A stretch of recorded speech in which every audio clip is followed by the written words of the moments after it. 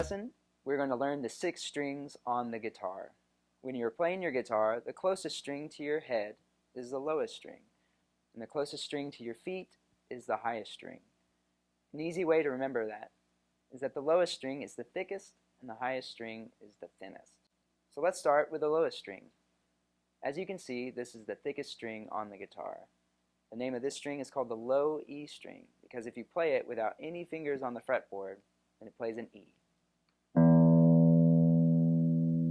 The next string is called the A string because if you play it without any other finger on the fretboard, it plays an A. Next string is called the D string. The string after that is the G string. The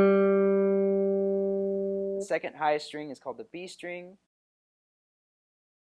And the highest string is called the high E string.